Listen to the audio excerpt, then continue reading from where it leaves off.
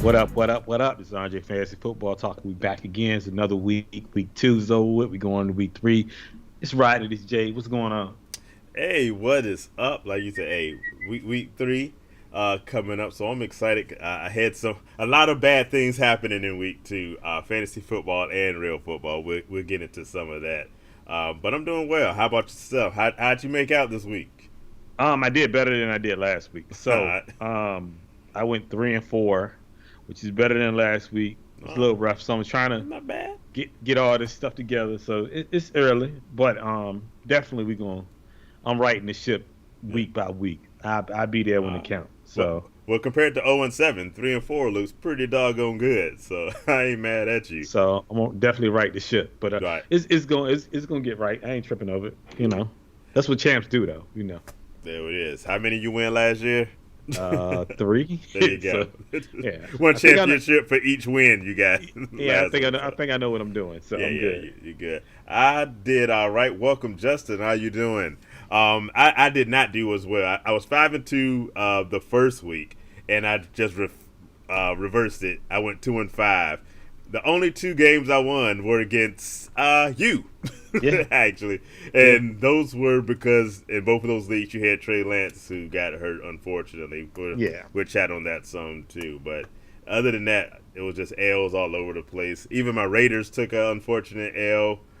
I jumped off the team for a little bit. I renounced the Raiders and everything they stood for about a 24-hour period, and I said I'm going to be a Chiefs fan.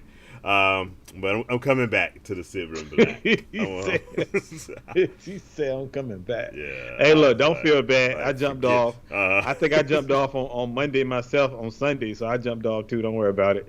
I'll probably be back up there by Saturday, so it's all good. And if you're not reading the comments from Orlena Lewis, she wants to just point out that she did beat me in fantasy football. This is her first year playing. She's in two leagues, actually. The women's football league, the women's fantasy football league that I mentioned I think I mentioned last week. And then another one, one of my cousins runs out of Atlanta. So she started in two leagues, and she's undefeated in both of those leagues, including beating me. It was such a bad day. Jonathan Taylor, Kirk Cousins, these are the guys on that team. You can imagine. Yeah. I was just sitting there like, really? No points. No points. All right, whatever. But she beat me. Welcome, Sydney, our producers chiming in.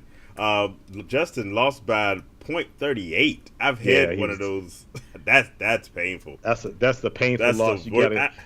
I would rather lose by 100 than to lose by a fraction. And I've lost by. I think I've lost the smallest. I think I lost like a tenth of a point one year, and it was like I'm waiting for stat corrections. Like, come on, give me something, and it never happened. So, I know. Look, for any advice I give Justin probably was looking for how did he lose? What player did that? Who should I have put in the lineup that I benched to get that extra 38? Was it because we said start AJ Dillon?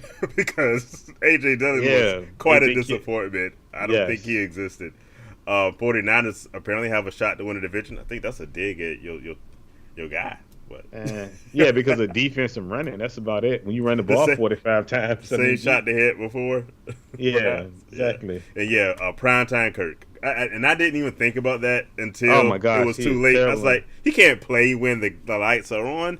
And so, Kirk killed. Because Kirk is one of the quarterbacks I have in the most leagues. Because I win a lot of Derek Carr, and I win a whole lot of Kirk Cousins this year. Because they're guys I can rack up on skill positions and come in with a Derek Carr or Kirk Cousins and run the league. And Kirk reminded me why I can't. Welcome, Carla, to the show, representing for the WFFL. These ladies are serious. I'm excited about what they're gonna do this league in this year. So they doing some nice stuff. Nita, welcome as well to the show. So we're glad to have you all. Where do we want to go? Hey, we got to start with obviously the top players of the week. We can start there, and then we'll do the news after that. Yeah. Okay. Well, top players. Let's do it. Who you got? Got quarterbacks. We got Tua, 36 of 50, 469, 6 teddies, 2 interceptions. Great game. That was an awesome game. Not if you're a Carson, Ravens fan. yeah, I know, right? Yeah. Carson Wentz did it again in a losing cause, but 30 of 46, 337, three touchdowns and an interception. Yeah. Justin Herbert, 33 of 48, 334, three touchdowns.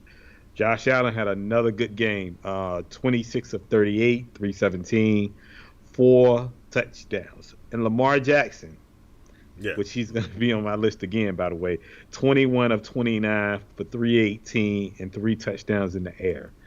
I'm going to go ahead and start. The one I'm impressed with the most is Tua. Yeah. I'm impressed with Tua. I think it's the least expected of all the guys. Yeah. Tua showed me some stuff. And I ain't forget about Joe Flacco. He played well too. Yeah. But Tua definitely, he showed me something. He showed me he can play with the big boys. So I gotta get to him. It's easy to play with the big boys when you got two of the best wide receivers on your squad. I mean, two of the fastest wide receivers. Yeah. I mean, God, Lee, them boys fast, man.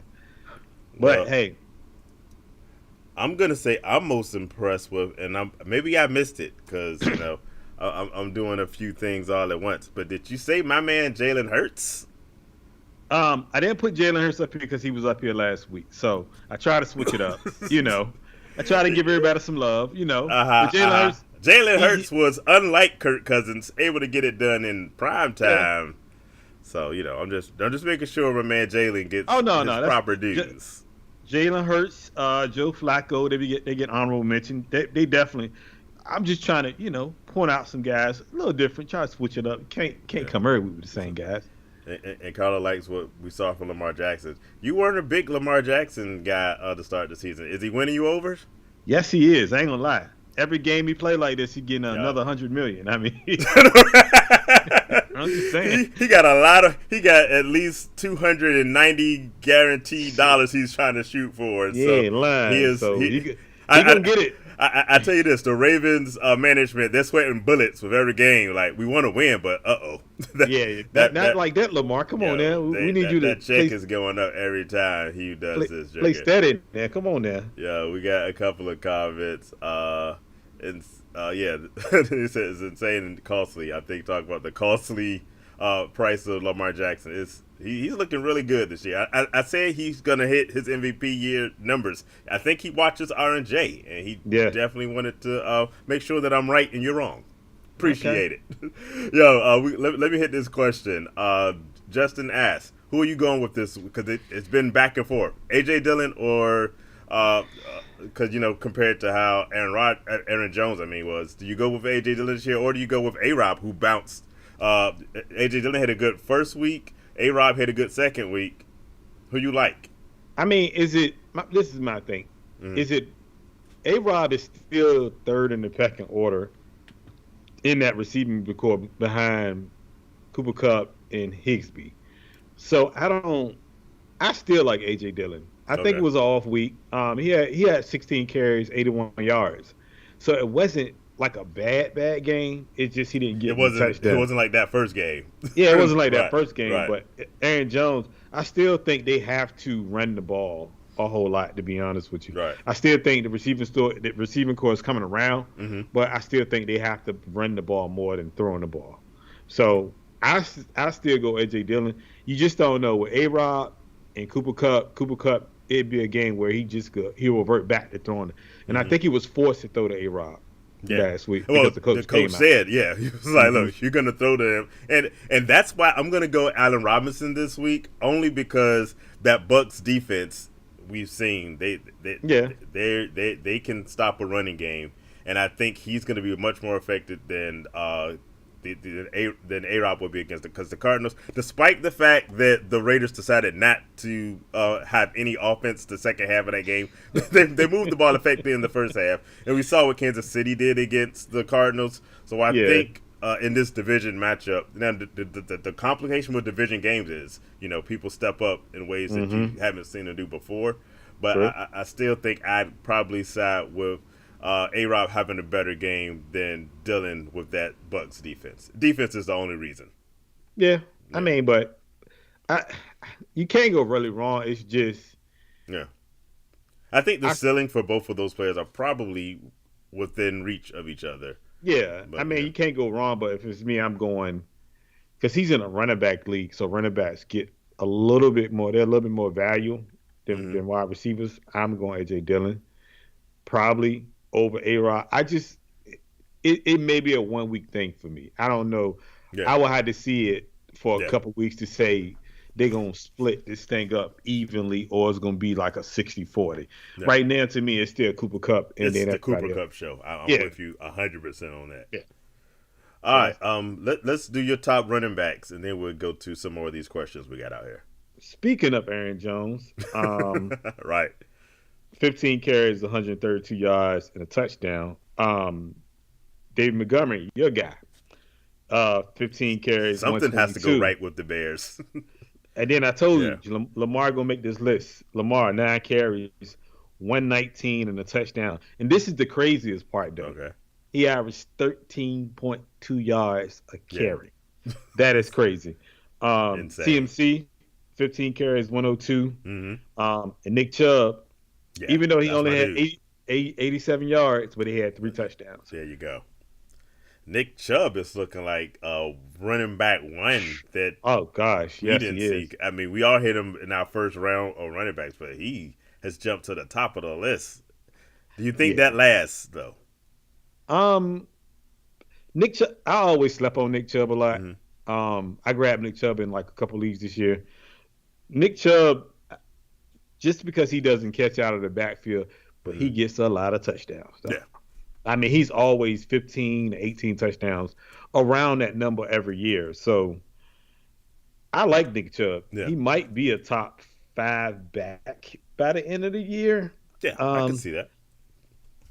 He just don't catch out the backfield, and that's not a flaw for me anymore because if you watch in the past, like a Derrick Henry, who doesn't catch out the backfield and still successful in fantasy. So I like Nick Chubb. But the guy on this list that I like the most that I think is going to explode is Aaron Jones. I've been hyping up Aaron Jones all year personally, all offseason, that he was going to be that guy because it was no Devontae Adams. Exactly. He showed it last week, boy. Exactly. I tell you. So I'm high on Aaron Jones. But Lamar showed me something, man. Yeah. I'm starting to turn the tide on Lamar.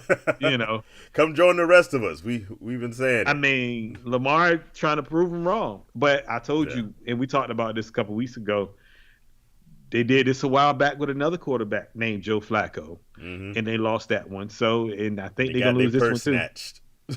Oh, yeah, definitely. So, yeah. Let's, while we're at it, talk about some bad running backs. I see Justin mentioned Derrick Henry. It's been a tough start to the season. Yeah. Only 25 yards this past week. But to me, and this is going to answer your mom's question. To me, it's the quarterback play. I've been saying this, and I'm gonna keep saying this.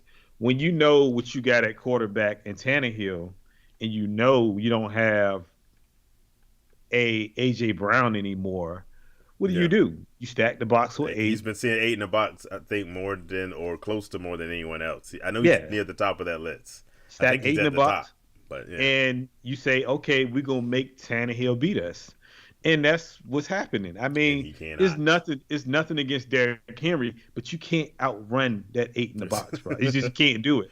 So to me, tough. It's tough. I mean, but at the end of the day, I think Tannehill is kind of playing a part in this for him not being successsul. Yeah. Because they gonna make Tannehill beat them, which was the case. The obvious game plan, right? Yeah, Monday night. So let's get to that question that you mentioned. She asked, should she trust Russell Wilson this week? She hasn't checked to see if there's other quarterbacks out there, and then I think she came back, I guess, asking if she should go Tannehill or Daniel Jones as a switch out, or just be patient. I would be patient, to be honest with you. I mean, even in a losing cause, which for her, losing and winning shouldn't really matter as far as real life, but in fantasy wise, if you caring about winnings and losses. You only should care about it for your own team, not personally for that person's team. So he's still going to throw for a good amount of yards, and he's still going to get you points. Right. You shouldn't care about if the team won or not. He's still. I will be patient because Tannehill is no better than Daniel Jones. Yeah, I was gonna say I'm disappointed with Russell Wilson, and if you had a better option, I would bench him. Just because he's only got 2 touchdowns. Yeah. Less than 3. If you're throwing for less than 300 yards in a game, you kind of suck just a little bit. Unless you're in a situation where your team is winning and then you just stop throwing. That ain't been the case with the Broncos. They still he's got 559 total yards for the year. So I'm not really that. It's just he just hasn't been good. That offense, people had a lot of high hopes for that offense, and it ain't showing up so far. But to the questions of switching out, the names she mentioned are Tannehill and Daniel Jones, and I'm staying far away. I know that Justin is saying that the Giants are still somehow undefeated, 2-0. Good job them. But yeah, Daniel Jones ain't your fantasy option. Let's hit a couple of these other. Thanks for that question. Let's hit a couple of these other ones. We got a lineup from Justin. He has Lamar Jackson, CMC. That's Christian McCaffrey, Saquon Barkley, Cortland Sutton, A-Rob. We talked about earlier. Allen Robinson, A.J. Dillon, Pittman Jr. plays. But if Pittman Jr. plays, then him, and I would definitely play Pittman over A.J. Dillon, given that chance. Not KC. He plays for KC. Kelsey, the Cowboys defense, and McPherson as his kicker. Playing against Russell Wilson, who has sucked. DeAndre Swift, who's my dude. Hopefully he can stay healthy. Nick Chubb, Jamar Chase, Garrett Wilson, who somebody will talk about. He's suddenly lighting it up. Gabe Davis, hopefully he's back in the lineup. Ingram, the Saints defense, Greg Joseph. We're talking Gigas. It's going to be a fun week, and this is a PPR matchup. Okay. CNC bro. I actually like this team better. Yeah. And I said this at the beginning of the season. With that CMC Barkley as long as they stay healthy. As soon as if they're both healthy and the way Lamar Jackson's playing, I don't even need to look at the rest of whoever I'm playing against. I'm going into every game with those 3 thinking I'm winning. Wide receivers could be. Sutton's actually been doing pretty well despite Russell Wilson's. Actually, he played well last week. He had he's been playing well. Yards, so he played well. He's been decent the last 2 weeks. So even if Russell Wilson picks it up, you have reason to think if Russell Wilson picks up, then that's going to help your team with Cortland Sutton. And with no Judy, because I don't know if Judy's playing, so he's going to get a lot of targets with no Judy there. So I think his team wins easily. This. Yeah, definitely. Another question from Nita. Should she drop? I don't know who him is. Drop him and not Dree. I guess that's maybe Drew. I'm not really sure. Clarify a little bit, Nita, on that question. I'm not. Derrick Henry. I missed it. We're talking about Derrick Henry. Is that who? Yes. Yeah. Should she drop Derrick Henry? And the answer is no. Okay. What's Dree? Do you know what Dree is? All I see is should I drop Derrick Henry? Oh, maybe I'm. Okay, maybe I need to scroll down some. Okay, the question I was looking at before, maybe that's she was trying to type. Should I drop? No, you never drop Derrick Henry. No, you don't drop Derrick Henry, no. Okay, she's still in there. Yeah, because Derrick Henry is a beast. He's having a slow start to the season, but he's gonna pick it up because he's Derrick Henry. He's King Henry, so no. You definitely don't want to make drastic moves with your team. You don't drop good players. You stay with your studs.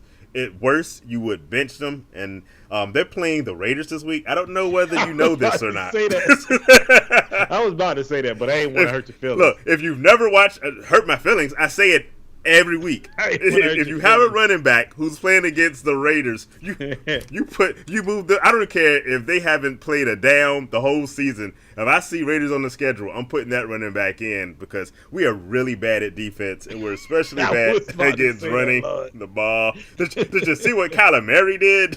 Yeah, that's not a good one. No, we can't stop the run. So never, ever, ever drop Derrick Henry, and never, ever even bench Derrick Henry when you're playing against the Raiders. Because as much as I love the team, I hate them because they suck. Welcome Luke to the show. He has Mark Andrews or Travis Kelce, plus Hollywood, Rashad Bateman, and Zeke, who's been really bad. My gosh. To trade, what would be a good package putting those and which running backs would you target? Let's see. Andrews. He has I'm wondering what that or question is. It going to try to move Andrews or Kelsey?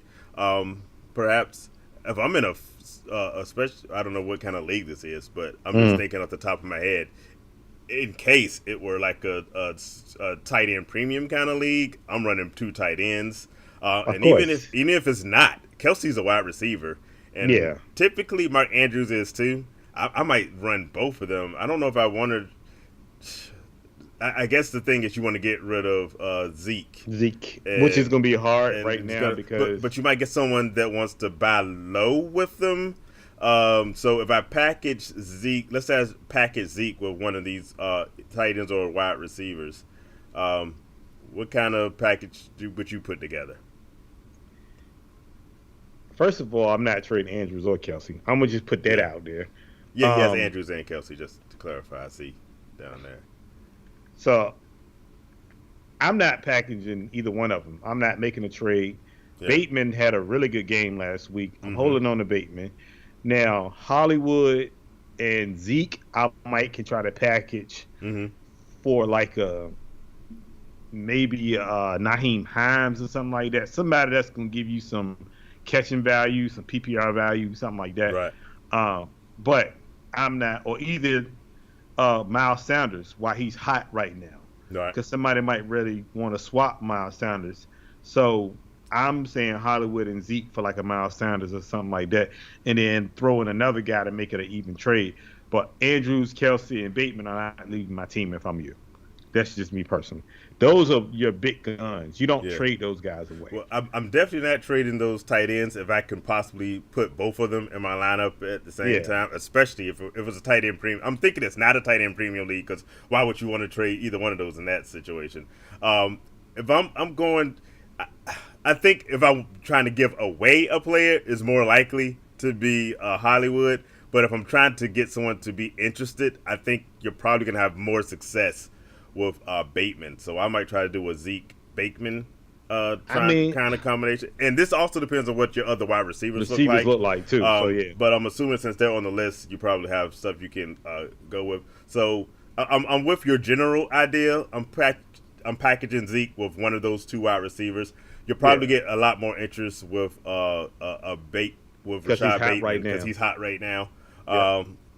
And so I think you'll probably get some moves. And I'm with you. If I'm doing this, I'm going with no less.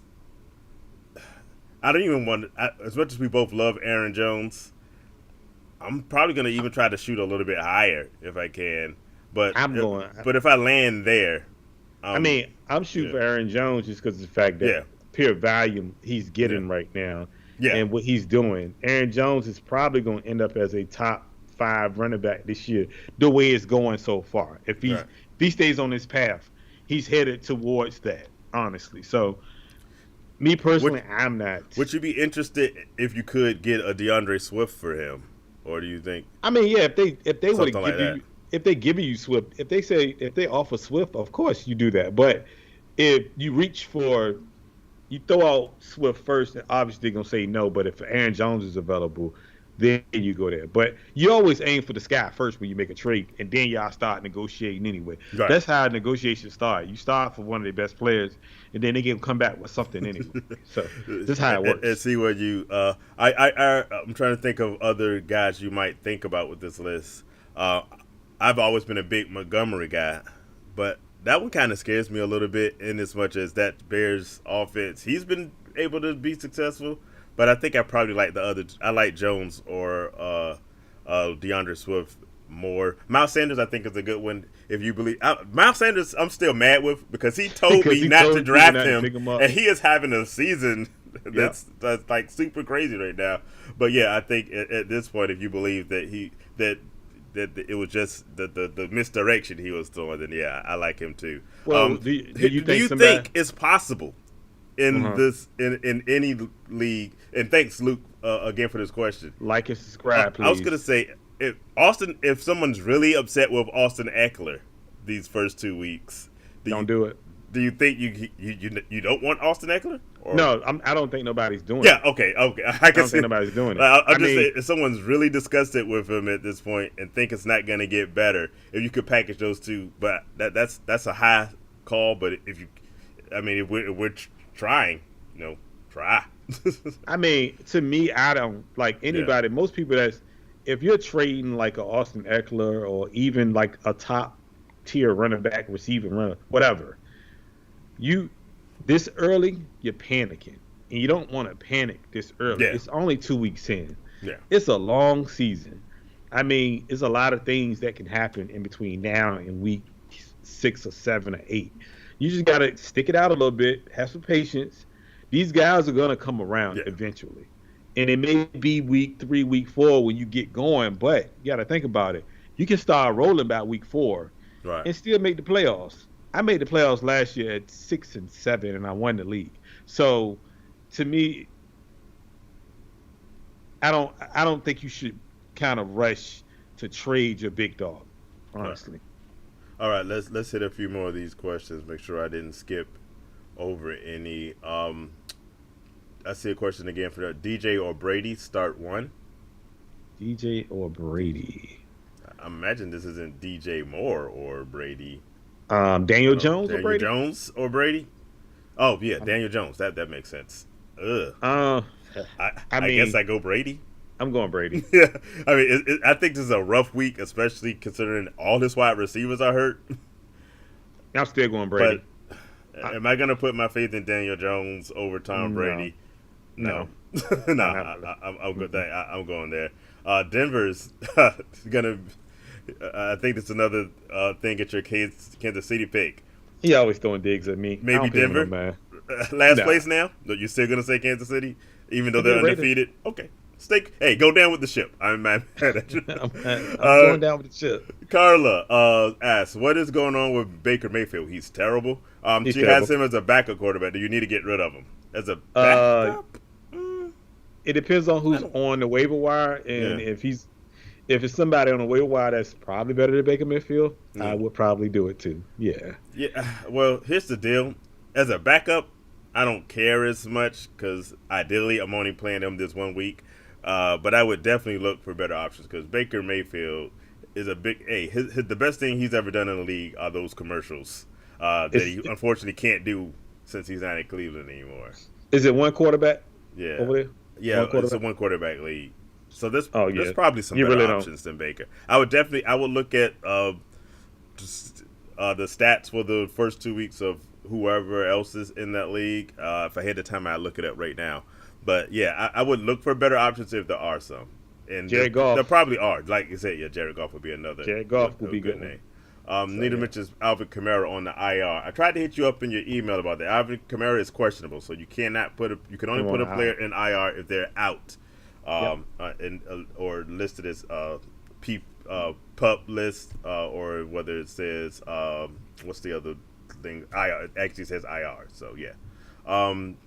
Kyle Pitts is a buy low candidate. And apparently, did you see this? The Atlanta coach is like, I'm trying to win games. I'm not playing fantasy football. I just don't get it. They have talent. They don't. Yeah. He's a talented tight end / wide receiver, and you don't want to use him. I just don't understand.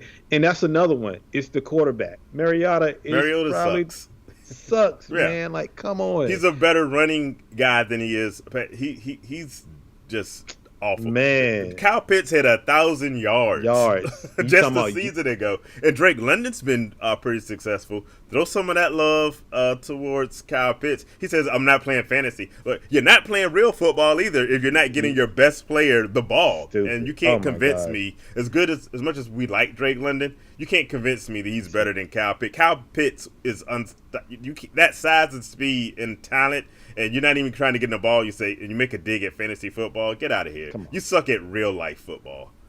So let's see what else we got. A pick in the Raiders. Colts. Nita's Kaiser picks for this week. Ravens cost her money in a pool. I wouldn't have bet it. Did she bet? Yeah, because they threw that game. There were so many bad games as far as teams just allowing big comebacks. The Raiders at the top of the list. The Ravens definitely belong on that list. I don't care about the Browns, but the Browns gave up. It was a tough week, unless you were a fan of one of those teams that came back. Eagles top 3 seed. What do you think? I can see that. I think the Eagles win the division. I think they do too. And not only do they win the division, then you just think about, okay, what are the other NFC division winners? I'm going Rams or 49ers out west.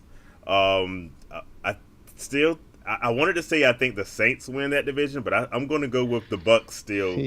Especially with the dudes. Jameis Winston has a broken back. They say he playing though. He playing with it, but playing and playing well are two different things. Yeah, that's kind of rough there. What did NFC East? I said again, and then the North is going to be either your Vikings or the Packers, and I think the Eagles are better than just about all. The Eagles don't hold me to it. The Eagles might be the number 1 overall seed in the NFC, and I'm not even playing with it. The Eagles, I think, are a total.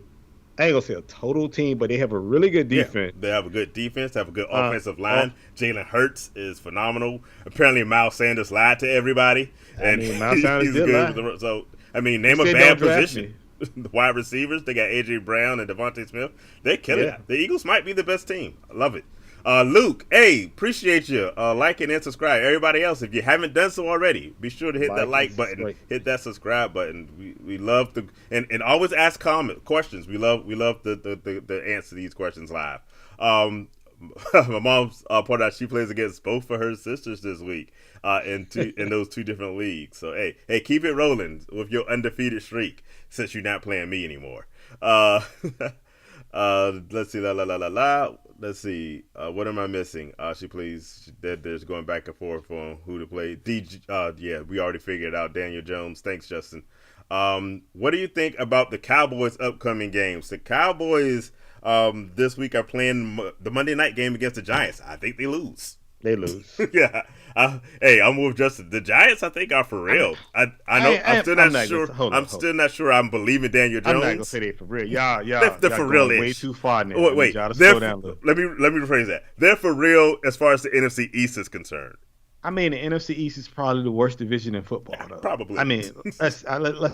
Let's be real now. Like Cooper Rush won last week. Come on, man. Yeah. I'm not saying they not good. I'm just saying, like, anything can happen in that division. Yeah. Let's be real now. Like, the team that win that division is going to probably win 9 games. Am I lying, though? No, because the Eagles are – the Eagles have a good team. They're at least 10 wins. But everybody else in the league in that division, maybe 8, 7. But you throw out records when they play each other, though. Yeah. In that division, the records don't matter. Yeah, that's true. I they don't. I say this: Cooper Rush and the Cowboys surprised me. They won this game past week. You did. I give you credit for that. Just as if the AFC South is actually worse than the NFC East. Yeah, he has a point. He has a point.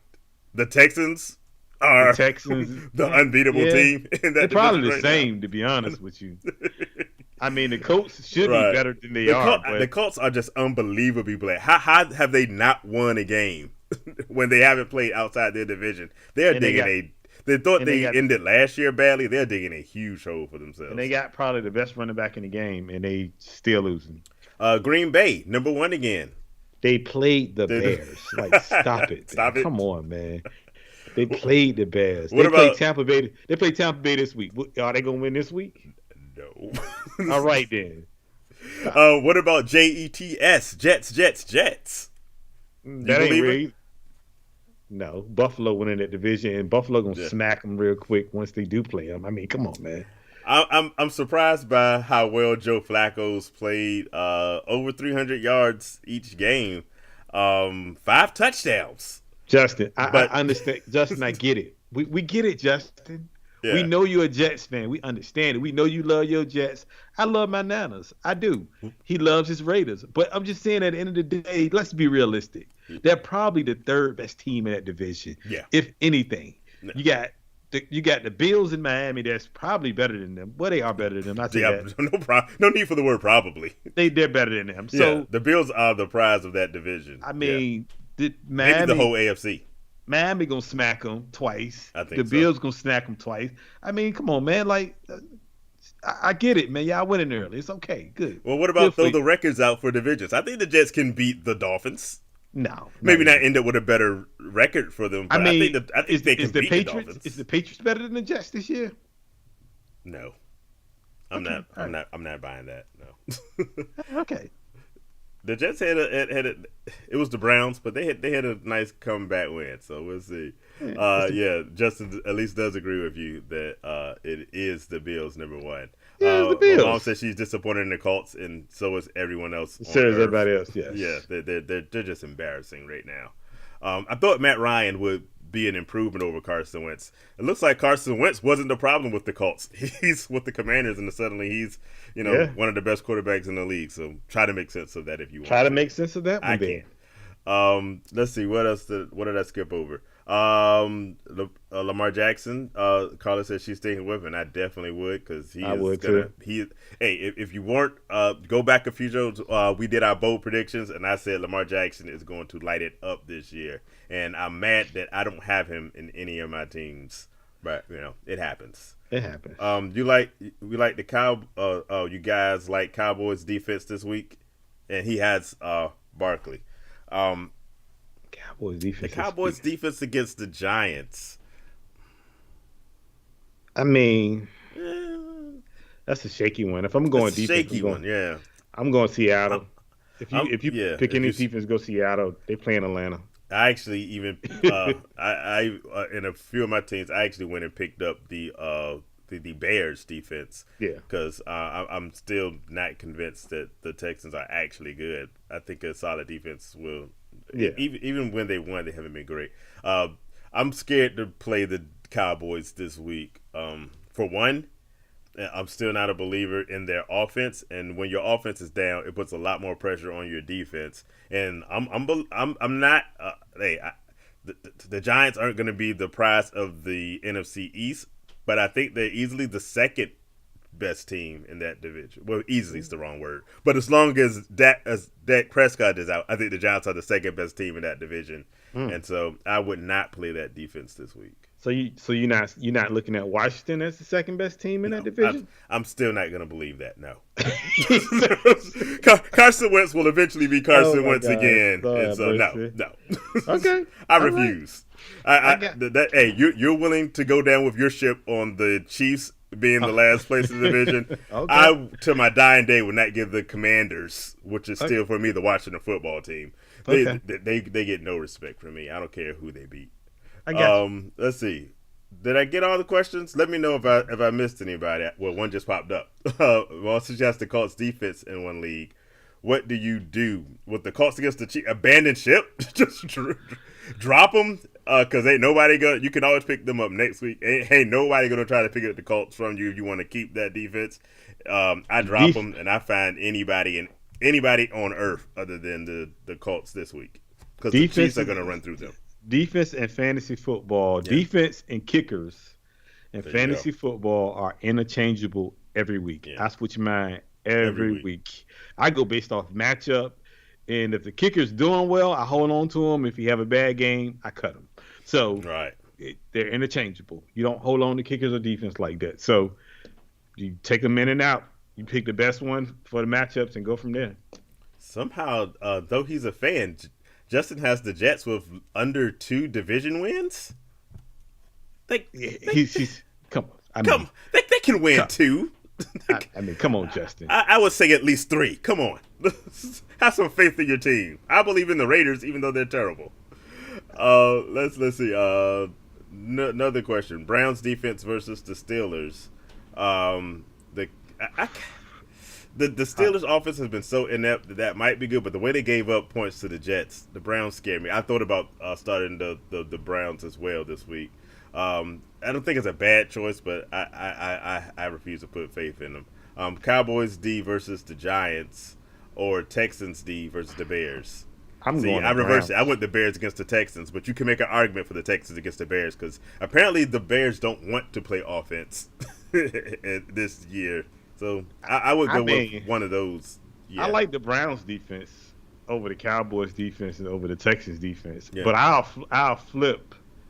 I'll go Bears defense over Texans defense. You go Bears over Texans? Mm-hmm. Yeah, I do Bears defense over Texans. But you go Browns above all the other ones? Yeah, I go Browns above the other ones. I wouldn't be mad at that. They got a better. It is Mitch Trubisky, and Yeah. Yeah, so I'm not mad at that. And then if you wanted to flip the Giants defense for the Cowboys instead of the Cowboys defense, you could do that too. Or another option, he says, is the Eagles defense against the Commanders. The Commanders. I'm not doing that one. No, I'm not doing that one either. Yeah, I'm not doing that. That answers your question, caller. Yes, I will try to find another defense because they seem to come back lately. The the Commanders are coming back when they're down. So I don't know. You lose points when you score touchdowns. Yeah. So And so just also add in the Bears to that list, and I think I leave the list as Browns first, then. What do we say? The Bears, then the Texans. Bears, then I go to Giants. I'll probably go to Giants. You go to Giants? Yeah, I'll probably go Giants defense over. It would be Browns, Bears, and then Giants. Okay. I wouldn't touch the Cowboys defense. All right. Do we have some more top players, or you want to go to the NFL news? Where were we? We got receivers. We got Tyreek Hill, 11 receptions, 192 touchdowns. His partner in crime, Jalen Waddle, 11 receptions, 171 yards, and 2 touchdowns. Stephon Diggs, 12 receptions, 148, 3 touchdowns. Gordon Sutton, 7 receptions, 122. No touchdown, though. Amon St. Brown, I love this guy, man. My man is 9 receptions, 116, and 1 touchdown. And he's calling out names. I love every bit of it. So, definitely. And then we got 1 tight end. Mark Andrews, 9 receptions, 104. 1 tight end. Touchdown. Yeah. Gesicki doesn't get in your tight end list on the gritty alone? Nah, can't. That gritty was terrible. He definitely doesn't make it. That gritty was horrible. That gritty might have been I'm not even sure it was a gritty. I think it was I love his owning it, though. He said it looked a lot better in his mirror at home. At home, but don't try it on the field. That. Don't ever do that. Just hand the ball to the ref and just let it go back to him. Pick up the Jalen Waddle thing. That's an easier dance to do. So but no gritties ever. Leave the gritty alone, brother. Leave it alone. Yes. All right. News now. Let's go news. And all right. There's not a whole lot of NFL news, but there's some interesting stuff. What you got? Elephant in the room. Let's talk about it. Trey Lance. Trey Lance got hurt, broke his fibula, and some other stuff in his ankle, and he's out for the season. And I just want to say, it ain't gonna take long. I blame the coach. There's no way you run your starting quarterback up the middle on 2nd and 8 and expect something not to happen. Yeah. So I'm gonna just leave it at that. I've been kind of upset all week, so I'm gonna just leave it at that. So yeah. What's your take on it? I'm mad because we spent a good amount of time just a week ago talking about Trey Lance. I put in a nice little clip thing. I was gonna put I put it on the Facebook page, but I was gonna put that clip on our Twitter page as well, talking Trey Lance, and then he got hurt. I was like, well, dump that one because this is completely irrelevant. And I really wanted to see what Trey Lance did over the course of this season. So a bit disappointed, but hey, y'all have Jimmy G, and so it turns out to be, I guess, good for you that y'all did keep him because of the injury. But I hate to see it happen. He'll be back. He'll be back next year. He'll be back, and we'll see where it goes. Speaking of Trey S, welcome to the show. Good to have you back. He asked questions, evening gents. For PPR, you got a flex spot, Kareem Hunt, who had a really good game. A-Rob, Travis Etienne, or Devontae Smith. Who you going with if you can start one of those? Kareem Hunt. I'm going Kareem Hunt. I like A-Rod, but like I said earlier, I don't know if it's going to go back to the Cooper Kupp show. That's the only thing I'm scared of. Devontae Smith, he played better last week. I hope it continues, but I'm going Kareem Hunt. Etienne, he's splitting with A-Rod, with Robinson back there. That's kind of scares me a little bit. But I'm going Kareem Hunt because right now, Brissett is dumping the ball off, and they really don't have no receivers anyway. So I'm definitely going Kareem Hunt. Where you going at?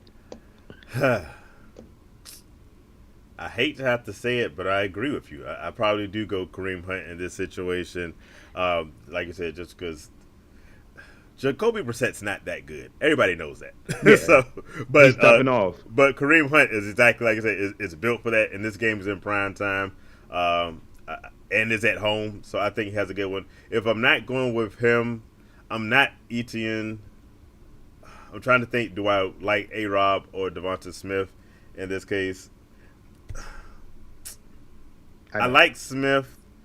He hit and miss though. Not more than not more than Kareem Hunt, and A-Rob I think is going to officially be part of the offense based off last week. But if you're going for a sure thing, I would say Kareem Hunt. Kareem Hunt, yeah. Definitely. Good question. Thank you. Did I make sure I think I got all the questions and comments now, except for the fact that McPherson is goated. McPherson's a beast. I actually picked him up in one of the leagues. Somebody had dropped him earlier. I was like, okay. I don't know what you were watching, but McPherson's awesome. Yeah. Other news story, other than Trey Lance, Mike Evans fighting, getting himself suspended, and this to me was the dumbest suspension ever. Because it's not like somebody. When I first heard that Mike Evans was sticking up for Tom Brady and got suspended, I was like, yeah, support your dude. I thought somebody had like hit him late, or it was an actual altercation. They're just jawing off at the mouth on the sidelines, and you run up to hit. Well, one, it was dumb, and two, there's some history between these two players where they've always been going at it. So I think we're just looking for a reason, but getting yourself suspended for that is just dumb, especially when they are They don't have any healthy wide receivers as it is. They picked up Cole Beasley, for goodness sakes, this week. So, well, the thing is this: he's a repeat offender. Yeah. So he's did this before. Yeah. And that's what they looked at. That's why he got suspended. And today he tried. They did like I guess he went to court. Yeah. And they tried to get it removed, and they was like, "Nah, bro, you ain't gonna be playing. Don't worry about it. Yeah. Go ahead and send him home for this one." So no, he's not playing. So dumb, and just dumb. I need Shaq. I need our third man here so we can come and defend Mike Evans. Yeah. He's not going to do that, though. There's no defense for that. You can't defend that, so no. Speaking of unnecessary hits, and Trey S., hey, we appreciate you. Thanks for chiming in. Thanks for the question. Speaking of unnecessary hits, Kyler Murray is getting getting punched in the face by the Raiders, and the police are investigating it. What do you think? Do you go to the black hole and get that close to the fans? No, you don't. Why would you do that? Like, I mean, I understand you came back, you won, but bro, just celebrate in the middle of the field where you're safe at. Where you're safe. Like, yeah, now when you look at it, do you honestly think he was slapped on purpose? Or do you think it was more of his face had got turned around and he was like there? I don't know, honestly. Yeah. I mean, but he did come out and say that he's not upset with the fan. Yeah. So I don't know if that means anything for the fan not getting in trouble, but they may all just squash it and go. He might send him a signed jersey or something. Who knows? I don't know. Like, I saw the video. Well, one, I'm with. Look, if you go in the black hole and come back and beat them as bad as the Cardinals came back to beat the Raiders, you deserve to get punched in the face. I said it. I'm going to stand by it. But somebody's upset. But seriously, to me, when I looked at it, if it wasn't for Kyler Murray's reaction, I wouldn't even thought he got hit, because it looked like he was just over there. Everyone was trying to pat him on the shoulders, and I think maybe a hand accidentally in him, but since I'm not there, I don't know whether some words came along with it to make him think it was something intentional. But hopefully it works. I would say, even though the black hole is the greatest place in all of sports, there's no room for hitting players and doing stuff like that, unless they come back and beat your team after your team blows a 20-point lead. Then you deserve whatever you get. Welcome, Angelo, to the show. Talked about your Steelers earlier, and I just am waiting for Najee Harris to have his breakout game, and two, waiting for Kenny Pickett to become the starter and for them to dump Mitch Trubisky, because Mr. Pickett. But okay, y'all do what y'all do. But hey, they had the all black Air Force Ones, so Oh my gosh, boy, that was that was sweet. That's that Virginia in you, boy. Ain't it right? Definitely. Oh yeah. Bad news. It's just a matter of time. Yeah, before they bet. I'm waiting for Pickett to get that job because I think he's gonna do. He was better in that offense in preseason. He made decisions quicker and he made them correctly. So yeah, it's a matter of time, and I think the offense will be much better when they finally face the writing on the wall. Yeah. Do you think this week it doesn't happen? I think because it's a division game. When Trubisky sucks this week, do you think that they maybe move to put Pickett in? I'm giving him week 4, week 5. Week 4, week 5. I can deal with that. Yeah, around that time. I think because if they still playing, which he's still gonna be playing bad. Yeah. I'm thinking week 4, week 5. Okay. One more. It's obvious that Matt Canada is the real issue. Oh, and I forgot Carla is a big Steelers fan too. Yeah. We could have been talking about how bad they are. Canada, that offense is so boring and so vanilla, and I kind of get it because you have Mitch Trubisky, but if you're vanilla, you can't have Mitch. If you're vanilla, you got to at least be good. And with Pickett, they at least be good vanilla, and give Najee the ball. Come on. You can't tell me that Kenny Pickett's not better than a broke down Ben Roethlisberger from last year. Put him in, and you'll get something out of that offense. You got George Pickett coming out saying I've been open these last couple games, and he just didn't get me the football. So you got a rookie coming out calling him out, which is because he's bad. A good thing. Let's start the campaign now. Pickett for starter like tomorrow. So I agree. Definitely, he got it. I got one more news story, and it's not NFL related, but I think it's definitely worth mentioning. We talked about the Women's Fantasy Football League. Shout out to you ladies that are killing it, but shout out to some other ladies in the WNBA, the Las Vegas Aces, bringing home the championship against Connecticut. I didn't even know Connecticut had a team, but that's cool. But I was. Did you watch any of those games, the WNBA finals? No, I didn't. You suck. They were really good. Really good games. Asia Wilson, she's just phenomenal. Plum, and they the whole team, they were something, and it was really cool to see. So congratulations to them. And their owner is the one and only Mark Davis. So if the Raiders can't get things done, there at least is a championship coming to Las Vegas. So if you can't get them one way, get them the other. So congratulations. I guess it's to the Lady Aces.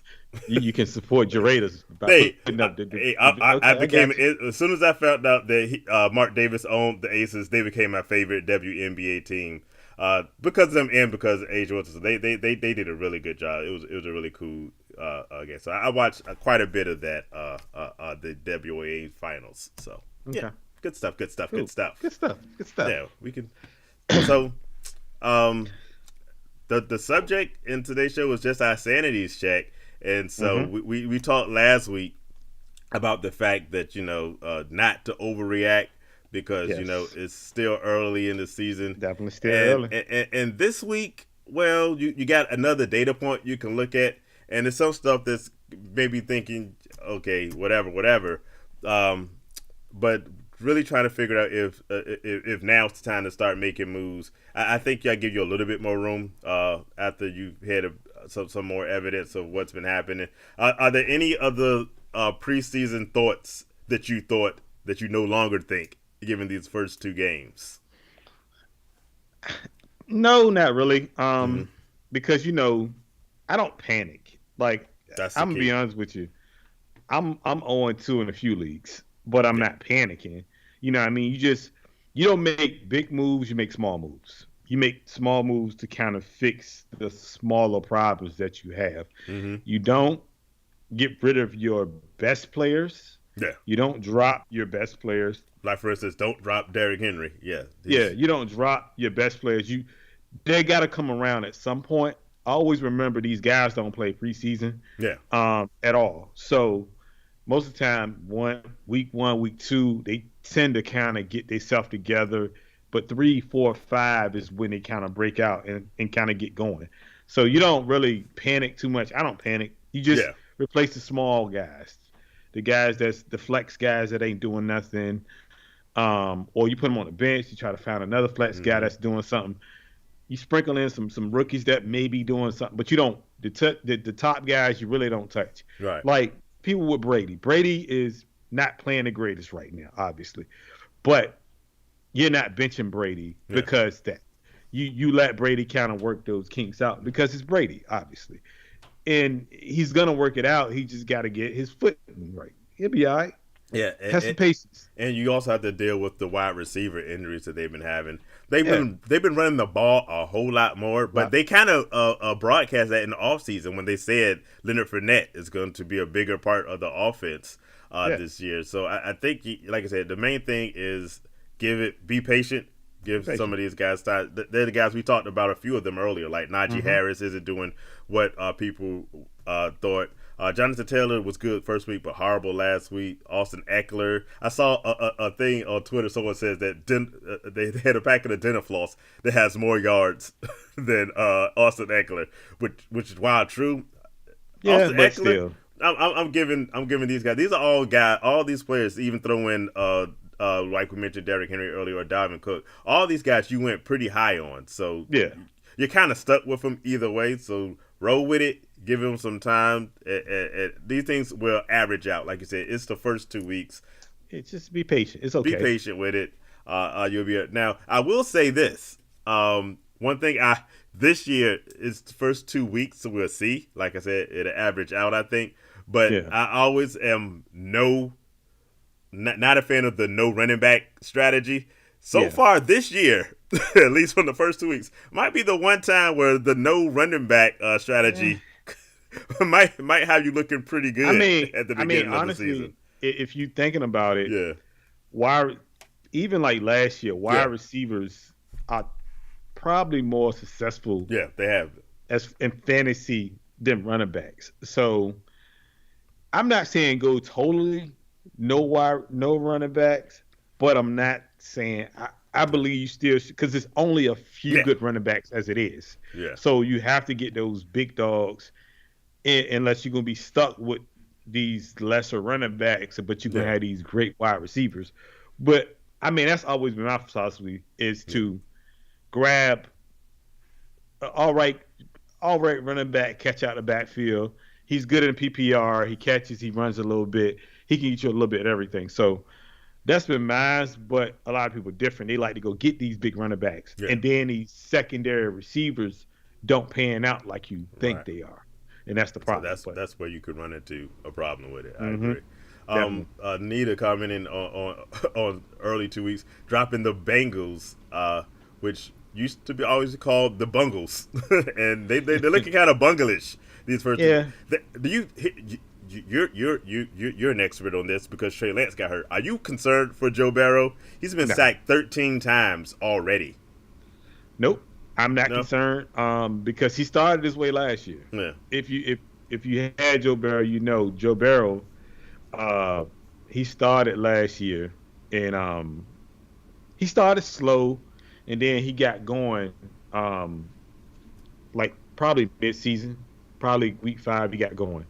So I think you don't panic with Joe Burrow. You let him play it out. I think he'll be all right. Yeah. Jamar Chase had a good week 1, but week 2 he didn't play well. Right. So these guys gonna get it going. They've been to the biggest stage, and it may be a Super Bowl slump. It could be a bunch of things, but I don't think I don't think it's nothing serious like that. I think if you roll with him. Not so much with mentioning, I'm more so concerned with his safety back there, because that first year he was getting hit this much and he missed the rest of the year. I'm more so concerned with, is he gonna make it through the year? But they don't work. That's the thing. Yeah. They have to work on, like, people get it confused with fantasy and real life. In real life, they need to work on their O-line. Yeah. And that's just plain. That's just being totally real with you. The O-line is not that good, so the O-line is not blocking for him. No. Now, for him, he has to get back and release the ball faster to get these guys. He typically is the quarterback that wants to get the long shot, which is down the field. I mean, with his wide receiver targets, to Higgins. He's trying instead of sometimes he got to take that underneath, he got to take that short route and just make it work. But You can't and sit there and especially hold like the you ball. said, since the offensive line is that bad, you gotta. Yeah, I agree. You gotta be quick because taking those 13 sacks, that's good. He's gonna end up with broken ribs like Justin Herbert. You don't want ACL that. again. Yeah. You don't need that. ACL So again. Question from Marlena Lewis. She wants to know for her Virginia King team, the following defenses are listed. There's the Chargers, the Dolphins, the Eagles, Texans, Patriots, KC, or the Giants. Producers already trying to say, don't do the Kansas City Chiefs defense. You never do the Kansas City Chiefs defense. No, they don't have a good defense. No. Even against the Colts, which it might be tempting considering the Jaguars shut them out. But I don't know if I'd take that chance. Who do you like on that list? I like the Eagles. I just think they play good defense, personally. Yeah. I'm not taking the Patriots. I'm not taking the Texans. Definitely not taking the Dolphins against the Bills this week. No, that's going to be a barn burner. That's going to be crazy. That's going to be an interesting game. I actually like that one. I like the Giants, and I'll think about the Chargers. Against the Jaguars have shown stuff, but still, it's the Jaguars. Yeah, right. It's still the Jaguars. Come on, man. So of that list, if I gotta pick one, I think I'm gonna go with, like you said, either the Giants, Texans, or Eagles. I kind of like the Texans only in as much as I think that might be. Here's how football can fool you. In that game between the Texans and the Bears, this should be the least offense that the NFL has ever seen because they're two completely inept teams. So I would think playing either one of those defenses should be good. And so I'm just saying the worst of two evils. But watch, that'll be the game where they score tons of points, and it's like, where did any of that come from? But yeah, I mean, the only thing I like the Eagles, but if you watch the last 2 weeks with Carson Wentz, they are always in comeback mode. Yeah. And they come back, so when you come back and score, and then you end up the defense gets hurt at the end. Yeah, that's the only thing I'm concerned with the Eagles, but I'm going Chargers or Giants. Okay, I can those take that. Would be my two. To be Good honest, question. Thank you for the question. Are we? Jasper Lewis the senior asks, are you afraid that JB might become another Andrew Luck? No, but I'm gonna tell you what is concerning to me. Okay. The whole team just went off social media. I don't know. Oh yeah. Yeah. That because they had a press conference. He was at a conference today and was like, they asked him about the negative news or the negative what fans were saying, and he was like, we don't know because we can't. We're not on Twitter. We're not on Facebook. We're not on Instagram. We're not on none of that stuff anymore. And the reporter is so slow. He had to be old. He was like, so how do you not see it? He said we just took it off our phone. Took it off our phone. Yeah. So I was like, I don't know. That concerns me a little bit about the criticism that I'm assuming they can't take, but I don't think he ends up like an Andrew Luck. Yeah. I don't think so because I think he really wants to play football. I think Andrew Luck just lost the love of football and just decided to. And I remember that day, for you anyway, because we had a draft and the next day he retired. Back painful memories, yeah. And he retired. And you was like, "What? I just drafted him." Like and you had to go pick up Jacoby Brissett. So I was like, "Yeah, I remember that day." Woo, that was wow. Yeah, that was not one of my shining. Yeah, years. That was a bad day for you. So yeah, I remember that day. So yeah. So all right. So Joe Burrow, not Andrew Luck, but I do fear for his safety with that offensive line. So hopefully it gets a lot better. Joe Burrow, just as it is going to lose this week. What do you think? What they play this week? The Bengals are playing against. I just had it. I lost it. Cincinnati Bengals. It's on my list. I'm not sure off the top of my head. Got to look that up. Okay. I don't see it written down here. I mean, I don't think because they own 2, right? hold on, I'm trying to pull the schedule. Yeah, they definitely are 0-2. They are playing this week against the Jets, it looks like. Oh, no wonder he thinks they're going to win. Oh, okay. That's a homer pick. You know that, right? Well, I say this. The Jets are in it. I just leave it there. Whether the Jets, they can win. They had to fight to come back. So I think they should.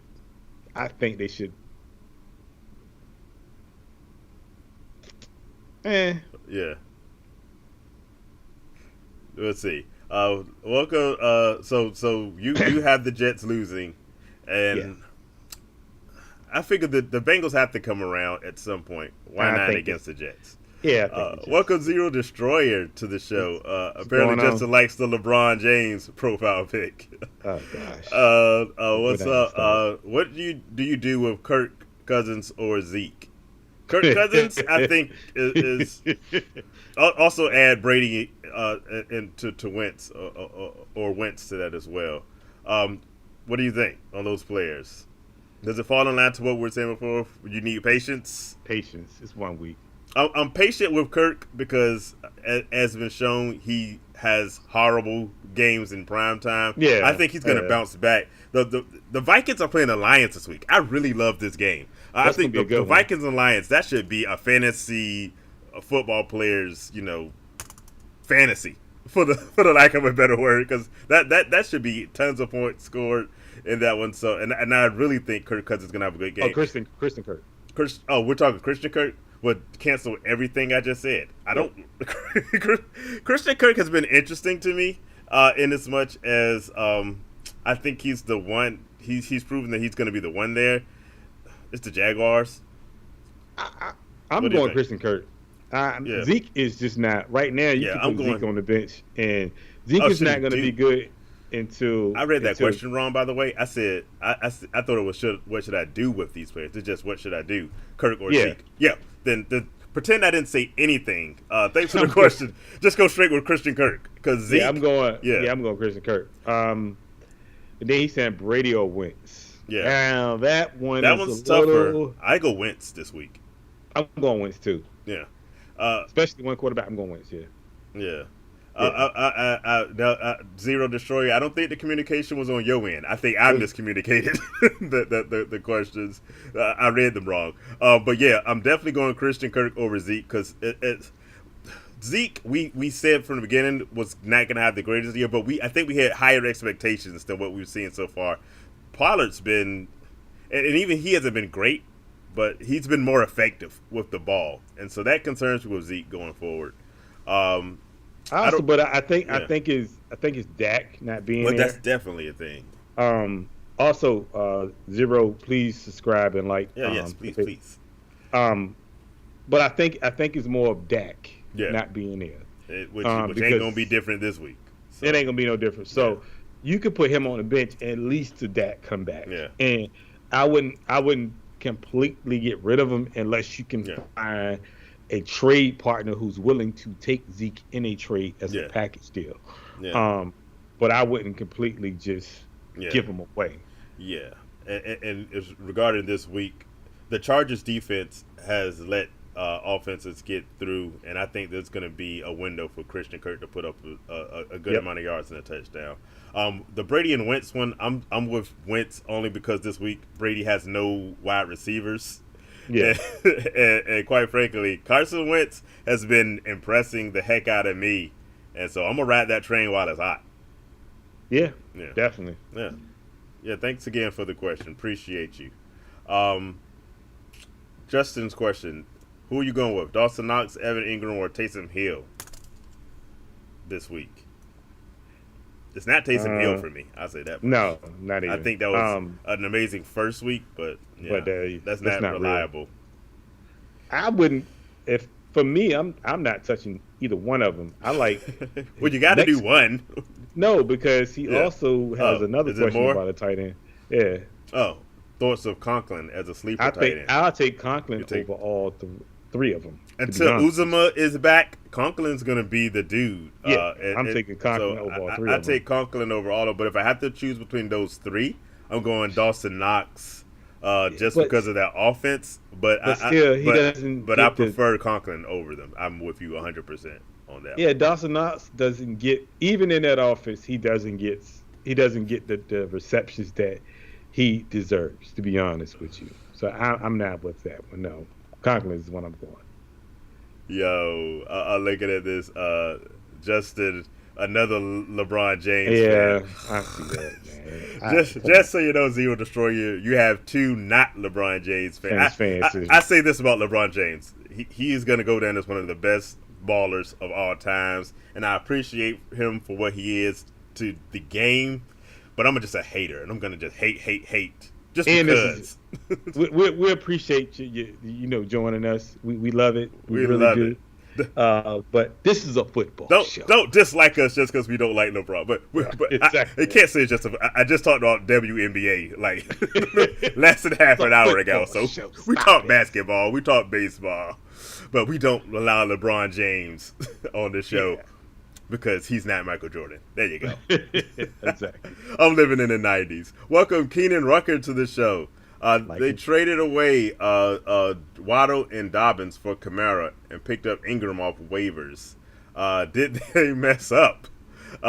Based off so far, probably. Yeah, I think you did. So, we get to see what we get from J.K. Dobbins, but potentially the rest of it, other running backs are DeAndre Swift. Well, okay, that's awesome. Zeke, which we just talked about.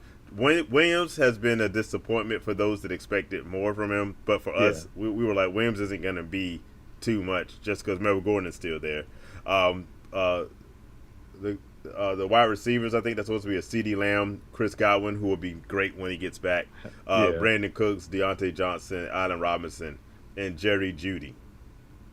The only thing, this is my concern. And thanks for the question, by the way. Like and subscribe to. Thank you. Yes. You have Godwin, who's on injury. Brandon Cooks, who's gonna be. He's a focal point, but first two games he hasn't started off well. Deontay Johnson, quarterback play is the problem for Deontay Johnson. Yeah. And Allen Robinson is playing in the shadow of Cooper Kupp. But I like Allen Robinson. Mm-hmm. I mean, I like Allen Robinson. It's just, are we going to continue to see Allen Robinson produce even though the coach is coming out saying anything? Mm-hmm. That's the only thing. But you got a good team. Yeah. I would tell you to be patient with some of this. Because you got a good nucleus, you just got to kind of build off of it a little bit, and just watch out for waiver wire pickups because you probably could add something to that to make it better. As far as was that trade a mistake? Yes, it's kind of yes. Yes. What I was going to say was it's kind of early to say only because you don't know what you got in J.K. Dobbins. And where I agree with you, that is a yes. It's because you don't know what you have in J.K. Dobbins, so you don't even know what you gave away yet. Yeah. And so that's the part. Waddle is awesome, and Alvin Kamara with his rib injury. He practiced today. He'll be back, and I don't think you're gonna miss a lot. So you're really gonna need Alvin Kamara to come back balling to justify it, because I think Jalen Waddle's going to ball the rest of the year. And again, what you don't know is what you gave away with J.K. Dobbins. I think they're going to start slow with him, but once they get him going, he could be a stunner, at least an RB2. So I'm saying you probably gave away a wide receiver 1 and a RB2 for Kamara, who should be a RB1. Yeah.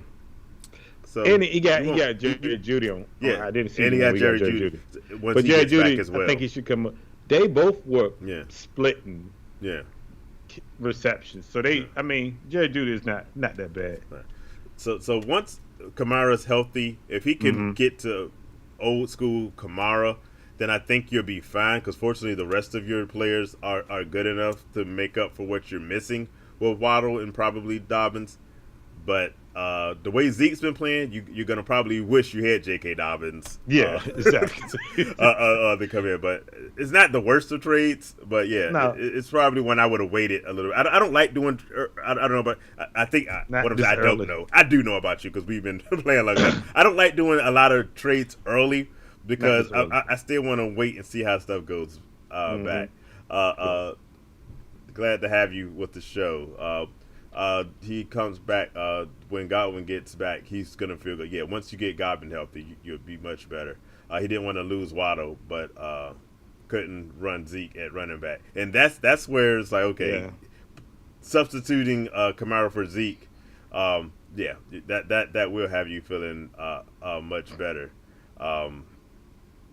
Let's see, especially like I said, I don't think Javonte Williams is going to be what a lot of people thought he'd be, just because of Melvin Gordon. But Melvin Gordon is old, so at any point his knee could go out, and then you'll be happy with him. But it's not the worst trade I've seen. The worst trade I've seen we actually saw in our dynasty league this week, also involving Alvin Kamara. I won't give all the details away, but somebody had very short term thinking. And gave away Alvin Kamara for some garbage, but I don't want to put everybody on blast. But we appreciate your question. We appreciate you joining the show. With the team, he said earlier, Justin wants to know, should he stay with or move some pieces? If it's that CMC Saquon team from earlier, then I'm not doing a doggone thing with it. Is there another team up there I should be aware of? Or is I wouldn't. Now, I'm related to? I know we had the Knox Ingram question. That's the Lamar CMC Barkley team. Yeah, I'm not touching nothing off that team, to be honest with you. For that's me, a championship you don't. Team. Oh yeah, I just saw he put the roster back up again. I mean, I'm not a big fan of Juju, but I mean, if you can find somebody for Juju, but if you got Pittman, Sutton, and A-Rob that's actually involved in the game, Juju's never seeing the field anyway. He's just a bye week fill-in. Yeah. So I'm not really trying to move with it. It's a 10-team league PPR, so I think that's a champ for me. Like I said, just off those top three names, and when AJ Dillon gets going on the games he gets going, you got a championship roster right there. Yeah. I don't think I'm messing. I'm not tinkering with that one unless I am forced to tinker with that one. Stay the course, Justin. Stay the course. Especially because he has the best tight end of all times, Travis Kelce. Act like you know. I mean, let's be honest. Barkley and CMC healthy. Yeah. Stay the course. Yeah, that's exactly. So unless one of them gets injured and I'm forced to make a move, I'm not but stay the course. That. By the way, bold predictions, I already called it. 12 plus games from both of those guys. So I think stay the course and you're going to be just fine. Thanks again for that question. We wanted to do a different take on some waiver wires. Is now the time. Let's go. All right. So we normally do, and Justin is probably familiar with this. We do pick one. It's this thing called pick one, and y'all can join in. But we're doing pick one with waiver wires. So we're gonna do the first one. I'm gonna do is Garrett Wilson versus Jahan Dotson, which are two great waiver wire pickups from last week. Yeah, probably the last 2 weeks. To be honest with you, which one are you going? Garrett Wilson or Jahan Dotson? Well, before I answer it, just on the comment, just thought I was going to say Darren Waller. I'm a realist. I love Darren Waller, but there's nobody touching Kelce. He's in his own category. Waiver wires, though. Between those two, everyone's big on Garrett Wilson. Because, I mean, he had 14 targets last week, and he was. I don't think it was in double. Was he in double-digit targets week one? He was close. If he wasn't, he was close. He had about 8 targets. I think 2 touchdowns last week. He's been a really big pickup, and I think he should be. But I'm gonna Justin beat me to it. I guess I took too long to say it. I'm going Jahan Dotson for 2 reasons. One, this Washington Commanders offense is surprising the heck out of me. Okay.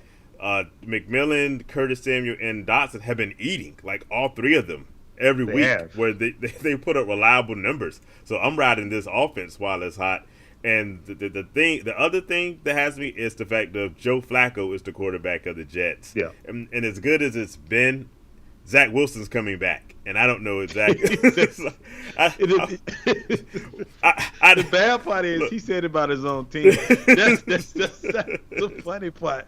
He was like, "Oh nope, I'm going Dotson because Yeah. I see back. That. He was like, nope, Yeah, Zach Wilson is coming back, and even if he's not coming back, I'm not gonna long term believe in Joe Flacco at his age, doing what he's been doing. So I love Garrett Wilson as a long term prospect, but I also look. The good thing about it is these both are rookies. So in your dynasty perspective, I don't think you can go wrong with either one. But for this year, especially in redraft, I'm Jahan Dotson all the way. I'm going Jahan Dotson too. For going forward, but like if you got to say one this week, I think Garrett Wilson is a good play too. Yeah. But for a long term, I'm going Jahan Dotson, to be honest with you. I'm not mad at that at all. My turn. I will go with since you did wide receivers, I'm gonna actually stay there and go with we mentioned earlier in the news that the Bucs decided to pick up Cole Beasley. Are you going to go with a Cole Beasley pickup with all the wide receivers being hurt, assuming he can get into a start? Or are you more interested in picking up Noah Brown for the Dallas Cowboys? Or are you leaving them both on the waiver wires? I don't know, man, because I'm not touching neither one of them. Because I think he's a guy that's probably going to get more touches. This game, I ain't touching him. I'm sorry. I ain't touching either one of them. Nope. Not even one. If I'm going to touch one, and I'm with you, I'm probably leaving them both on the waiver wires. I bring up Cole Beasley just because he's a new ad, and he might see the field. Because like literally every wide receiver in the Bucs is hurt or suspended if your name is Mike Evans. But Noah Brown, I think, at least until Michael Gallup gets back, and Michael Gallup's starting to practice. So the main thing is the writing's on the wall for both of them. Because Cole Beasley only has his opportunity because of injuries, and Noah Brown, once Michael Gallup comes back, he's going to go back into oblivion and complete irrelevance. So I don't think either one is a pickup for your long-term team. Noah Brown, if you're desperate for a wide receiver this week, for instance, because you have Mike Evans suspended, you need to fill in with that or some injured player. But otherwise, they both belong on the waiver wires where they are currently. Okay, your turn. Speaking of Tampa Bay wide receivers, Russell Gage or Jacoby Myers from New England. I'm going to go, and actually I did this in a few leagues. I'm going to go Jacoby Myers. Just because, I'm thinking not just a 1 week fill in. I'm thinking of who's going to be helpful for my team. Jacoby Myers is the default one of that team. The only thing that scares me about Jacoby Myers is he doesn't get touchdowns, ever. I think he's had like 2 or 3 touchdowns since he's been with New England. Because then he just celebrated his first touchdown ever just last year. Yes. so I'm not going to get touchdowns. Oh, my God. But my counter is with Russell Gage, I'm also not going to get touchdowns, at least in the long term. So I think those balance out. I think I have a bigger chance of fantasy football success with Jacoby Myers. He's got 13 targets, 95 yards. So I think he's going to just get numbers. Do you think about it in the sense where Tampa Bay doesn't have any receivers playing this week? Right now. Russell Gage has been in the building from training camp. I think he benefits more this week than the Jacoby Myers would, honestly. Because he's been in the building, I think, and he has a better rapport. He has a rapport, actually, with Tom Brady. He does. Tom Brady did speak him up a little bit in the offseason. So I think if you're going just for this week, I'm going Russell Gage. I like Jacoby Myers in the long run, but in the end, I think long term, yes, Jacoby Myers. But if you're thinking about this week alone, this week, maybe because of the whole problems they have in that receiver, you go on Russell Gage. To be honest with you, I am a little bit concerned about the Bucs this week. I think this is a game they lose to the Packers, honestly. Not that it matters for your fantasy football team, because you don't care whether a team wins or loses. I guess I have to say for this week, if there's gonna be a Russell Gage week, this is the week. This is the week. This is the week for it to happen.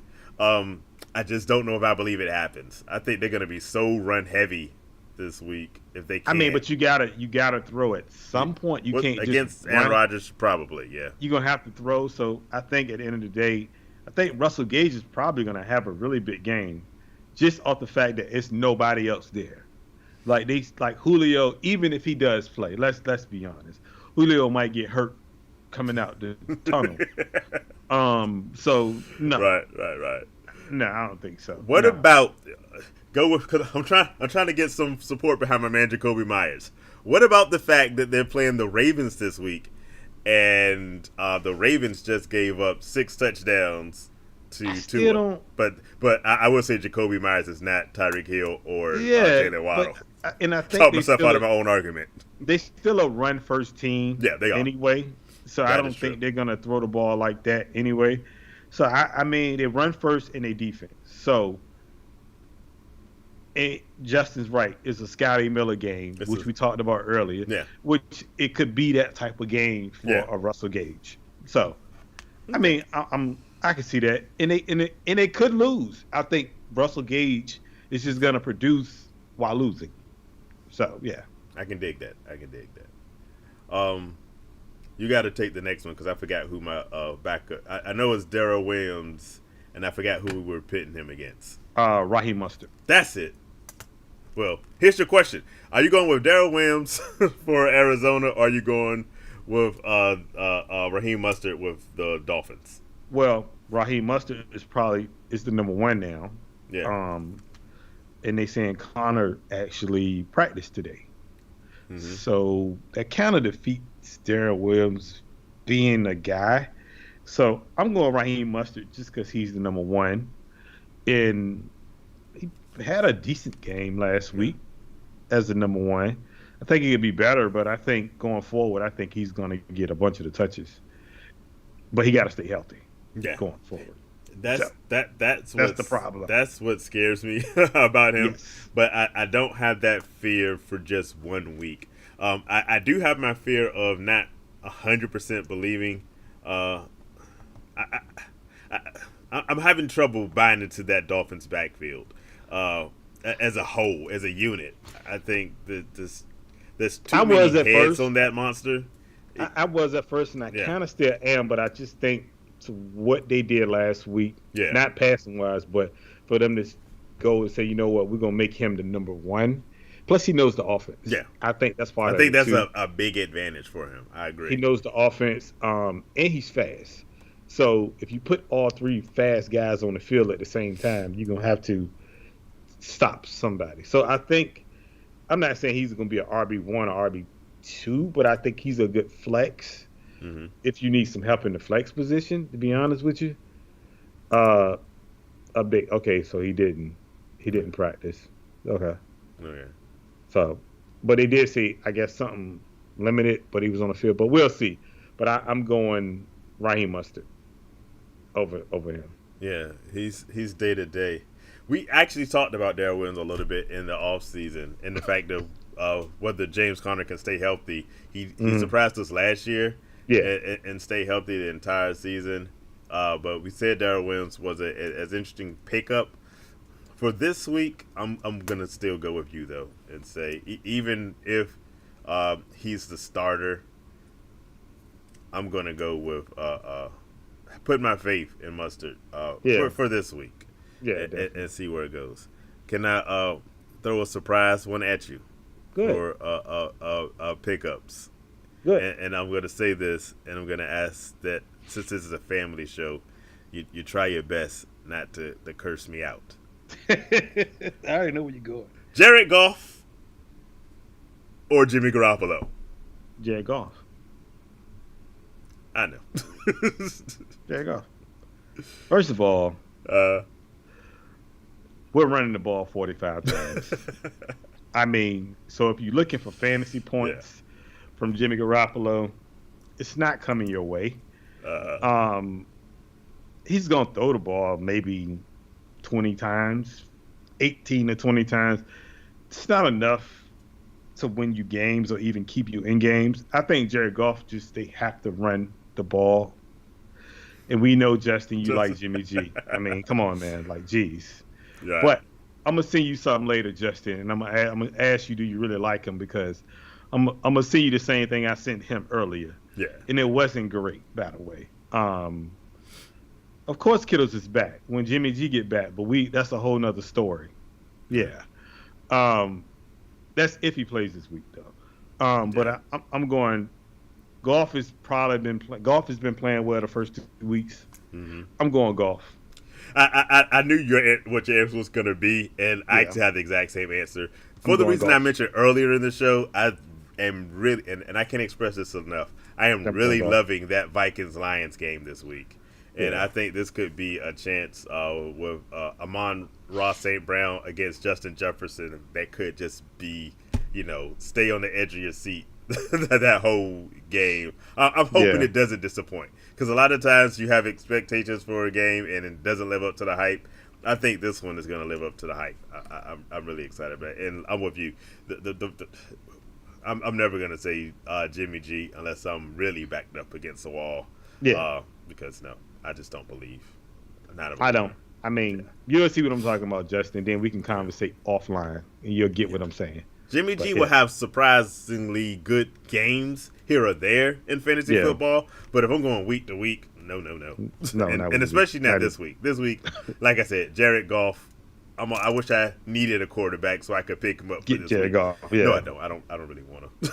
Yeah. I like the quarterbacks I have, but I do have Kirk Cousins, so I'm looking forward to that one. You got another pick one? Last one: Logan Thomas, Herb Smith Jr. Which one you going?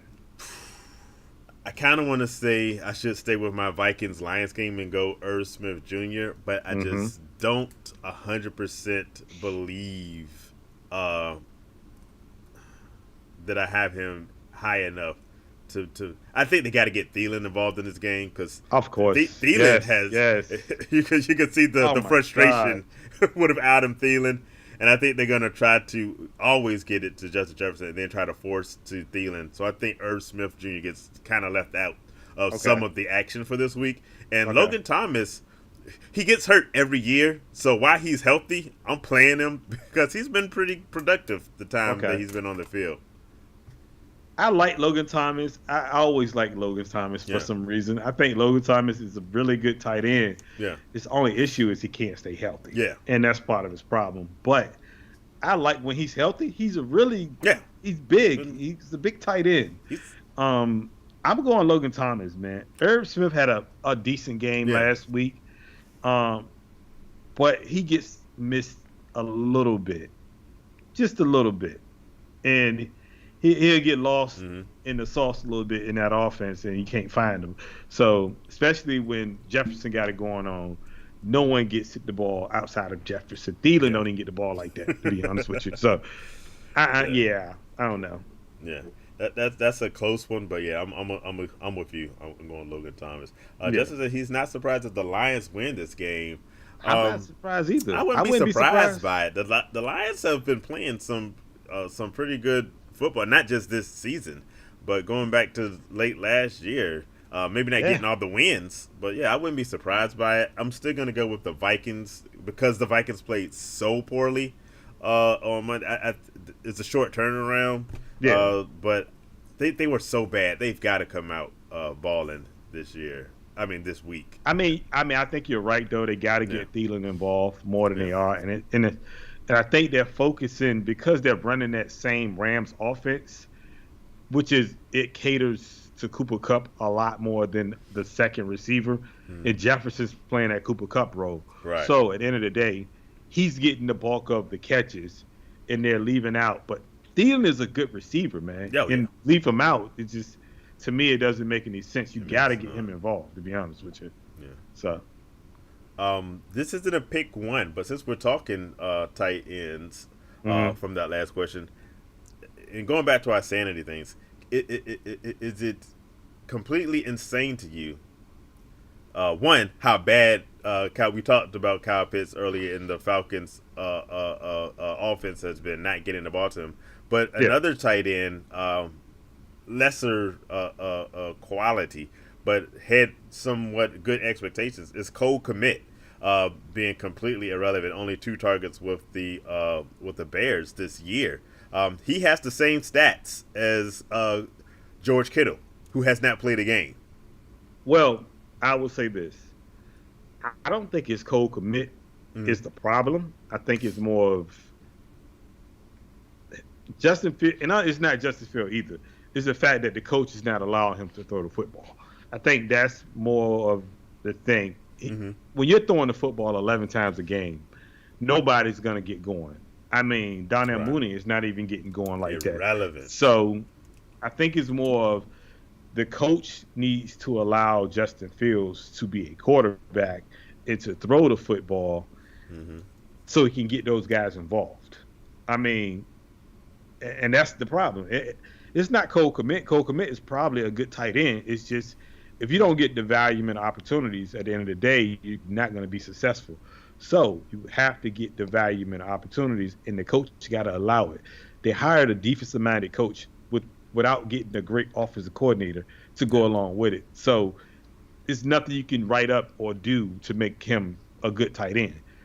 I mean, if you want to keep on the tight end thing, T.J. Hockenson. T.J. Hockenson is not having a good year. And I don't think that has anything to do with the coaching. I think they just have better receivers. Yeah. So, but Cole Kmet, T.J. Hockenson, I think these guys pick it up. But I feel bad for Cole Kmet, honestly, because, I mean, it's not him. There's nothing you can do about it. They want to run the football. They want to play defense. And we're gonna let Fields throw the ball 10 times, 11 times. I mean, that don't make sense to me. So no. So if you were a person, I'm not saying I know anyone like this, but punted on tight end in one of their drafts and waited late because they figured they'd get Cole Kmet really late. Are you benching him at this point, as well as Darnell Mooney? I would. What are you doing with those players on your fantasy squad? I'm benching Darnell Mooney. I'm benching Cole Kmet. Yeah. And I mean, for real, like, honestly, you can go find a rookie or two that's doing work now, that's probably available, and pick them up and roll with them until these guys come around. Now, I wouldn't completely cut them. I mean, I have seen people talking about cutting Mooney and all this other stuff. I wouldn't completely cut Mooney because eventually the Bears are going to realize that, hey, we have to throw the football to win football. You're going to win, right? Yeah, you got to throw the football. Eventually they come around to let him throw in the football. So you hold on to him, obviously. You don't cut him. Yeah. I definitely don't cut Moody. I might consider cutting a Kmet because you can replace his production with anyone. I have as many receptions as Cole Kmet, and like I said, so does George Kittle. So, but you gotta roll. But you gotta roll. I think you gotta tight end. So it's not a lot of guys out there unless you're gonna go with one of the waiver wire suggestions we did. But I would pick them over Kmet if possible. Yeah. But yeah, thank you. Appreciate you. Any other? Did we leave anything out? Did we leave out any questions? I hope not, because I know last week I missed on a question. I think I got everybody this week. Your boy be going at you. Ooh, your boy be going at you.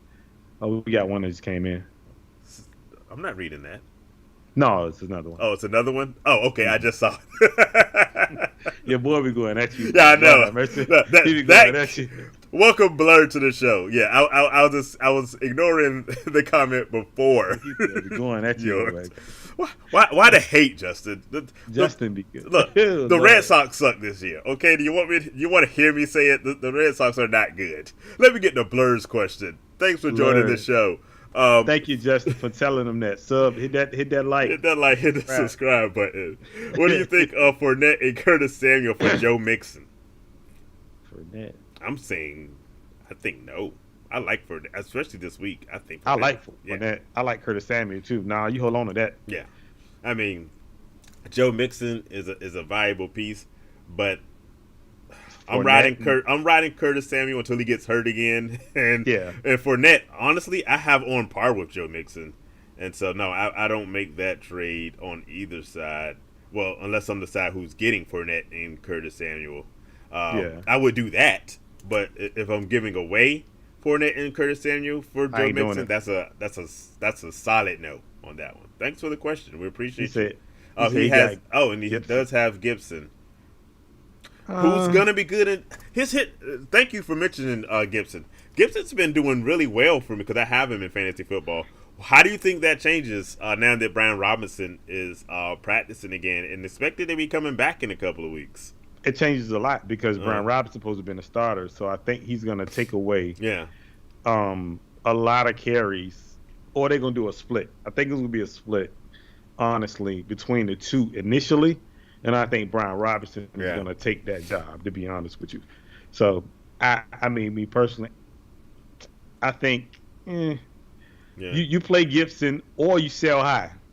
You sell high. Maybe you can get someone to buy in if they don't. So, sell high, to be honest with you. So I would sell high on Gibson. But I'm holding on to Fournette. Fournette, I'm not getting rid of Fournette. Just some more on the teams. Have a point PPR. Lamar Jackson, Mike Evans, Stephon Diggs, Deontay Johnson, Leonard Fournette, Gibson, Dawson Knox, Matt Gay, Saints defense.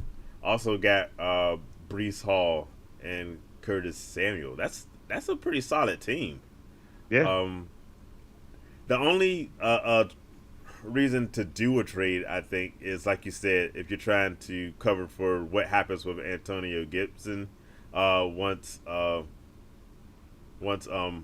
Brian Robinson gets back. But I don't think the answer to that would be a trade that involves losing Fournette. No, I mean, I would no. I like this roster. I like this roster. I wouldn't. And Breece Hall is actually starting to slip into take some of them carries away. Yeah. So if you can pair up Breece Hall and Fournette for the long, I don't know. Like for me, I'm definitely because I feel like you're giving up too much when you're giving up Fournette and Curtis Samuel. To be honest with you, at least giving that up for Joe Mixon. If I'm giving up that, I think I'm shooting higher. Yeah. I'm not, and I like Joe Mixon. And I'm a Joe guy, but I just don't know if I'm going that route. I would hang on to that. Yeah, I think Breece Hall is, like you said, he's starting to cut into a lot of carries with the Jets. So I'm hanging on to Breece Hall. I'm hanging on to Fournette, and I think with Deontay Johnson, once the quarterback situation get right, I think you're okay. Yeah. Mike Evans, outside of suspension, is good. And Lamar, good. I was going to say, tell you, if you want to do something because you feel something, I would say maybe if I put Gibson and Curtis Samuel together, if I'm going to make a move at all. Like, I'm going to be patient and see how that works out, especially if Breece Hall starts to pick it up.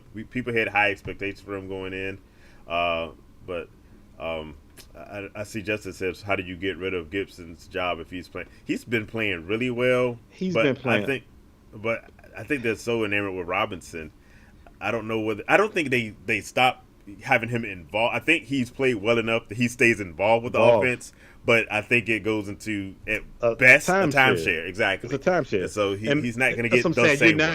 You're not sending him to the bench. He's too talented to send to the bench. But what you're doing is you're cutting into and the only thing that probably benefits Gibson at this point, if they move him to kick return. Yeah. If they move him to kick return, a punt return, and then he splits that backfield, that keeps him valuable as far as fantasy as a running back, RB2 maybe.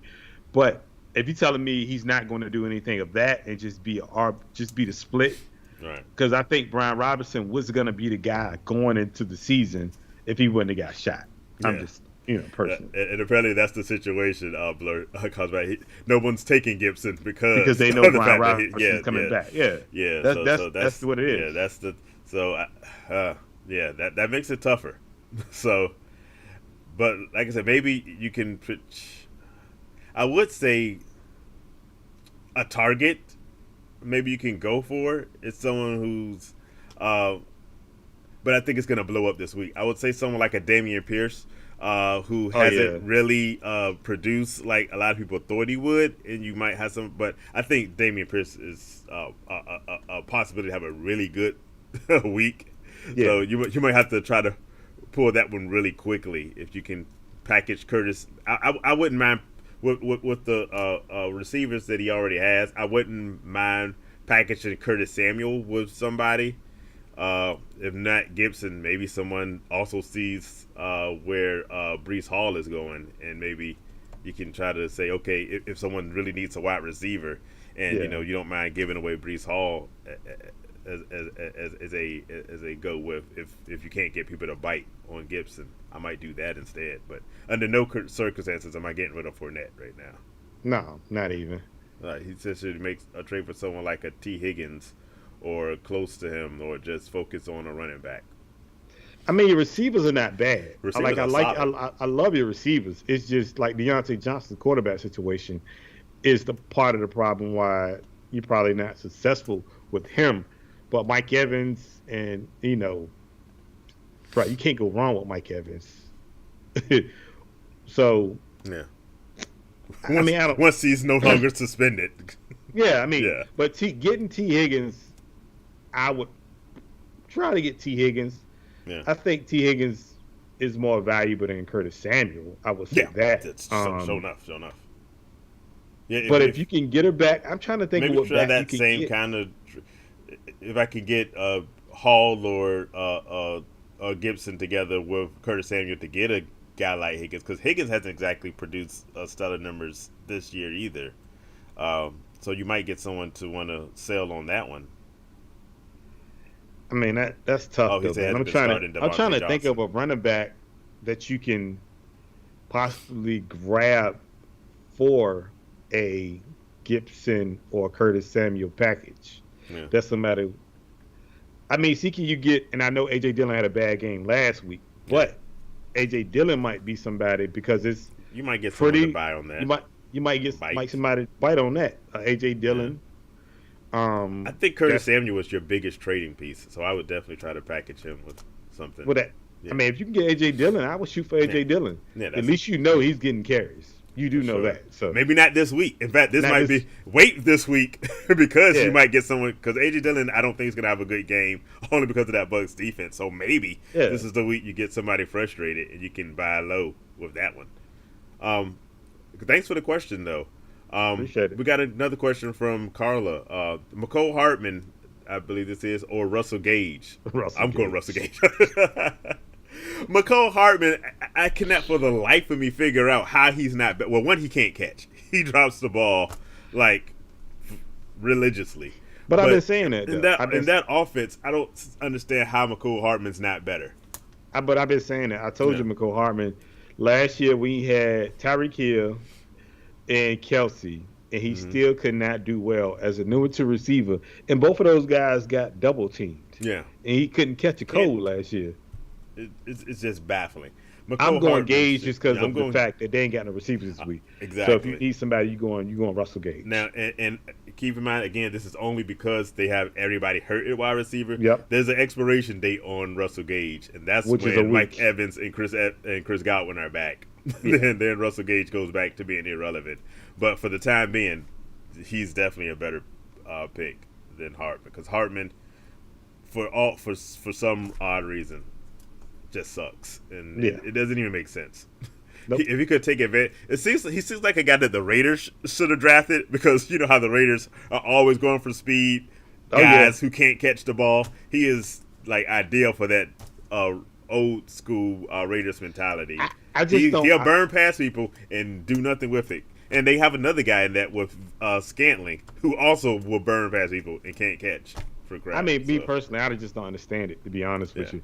Like, you playing with, top tier players, and they're getting double teaming. You telling me you getting all the opportunity? You getting the second cornerback at worst, maybe the third cornerback sometimes. Yeah, and you can't get separation. Can't do anything with it. You can't do nothing with it. I've been telling you, and I said that last year. Yeah, you did. I mean, I'm like, come on, man. Like, you playing with those guys. You got to be getting some type of separation, bro. Like, come on, Lord have mercy. Yeah. McCole Hartman is always good for a good game or two, but you just never know when that game's going to be. So, yeah. Go with Gage for now. And just going back to why Antonio Gibson, Brian Robinson thing. Yeah, what do they do with J.D. McKissick? I don't know why they brought J.D. McKissick back. Honestly, they should have let him go to Buffalo. That backfield is just crap. Maybe they didn't expect to have such a good pick with Robinson, but that three-headed monster, I think that backfield is going to be hard to rely on fantasy-wise. I don't know, man. I like Brian Robinson, and Brian Robinson, I think, is going to be He's the good, real deal. But it's not like you can't say Antonio Gibson gets the ball, and you can't say J.D. McKissick doesn't get. I don't know. I think that's a crowded backfield. Definitely. For the Commanders, all of them are pretty good. So yeah, good for them, bad for your fantasy. So definitely. Let's see. I see another comment. Oh, Justin with the laugh on the Scantling. Yeah, Marquise Valdez Scantling. He's no hands. No. Blur's also they're thinking about packaging someone with Curtis Samuel after AJ Dillon's last game, but could also do Curtis Samuel and someone else for T. Yeah, I mean, like I said, I try to package Curtis Samuel. My preference would be for the running back because, like you mentioned, Antonio Gibson might be okay, especially if they have him do kick returns, but you don't know, and so I can understand wanting to cover bases there. T. Higgins I like, but not as much. I don't think so. I go priority running back, and then maybe T. Higgins as a backup plan. Yeah. I don't know about that. Yeah. I mean, I'm going A.J. Dillon. I just believe A.J. Dillon's going to be, because you need a second back. A.J. Dillon's going to get, they keeping him involved. Yeah. Now I can see if they won't keep him involved and he just is running in Jones all the time, but they keep him involved and they pretty much, they're allowing him to get, yards. So yeah. Yeah, like that. Hope for your advantage at least. Hopefully, A.J. Dillon has a really bad week against that Bucs because every running back has a bad week against the Bucs defense. Maybe that makes your trade look a little bit better. I would try to get Dillon, especially if Breece Hall or Antonio Gibson. But I think Antonio Gibson can have a really good game this week.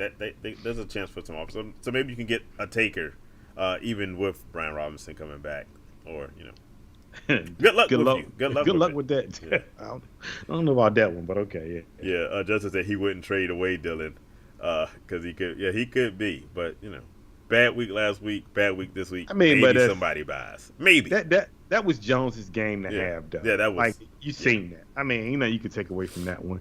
And Dillon still had 81 yards. Exactly. All he had to do was get a touchdown, and he would have been the top, like you said, a top 15 running back last week.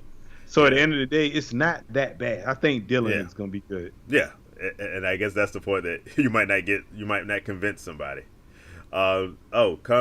Question coming in for Jay Land. Keeping Julio Jones or pick up Kenny Walker? Kenny Walker? I ain't touching Julio. Julio can't stay healthy. Told you, coming out the tunnel, the boy getting hurt. I'm trying to tell you, he going to turn that ankle coming out the tunnel. Don't do it now. Don't do it. No, but in all seriousness. Yeah, go ahead. In all seriousness, though, I'm going Kenny Walker. I think Kenny Walker's about to take that job in Seattle. Julio, he can't stay healthy.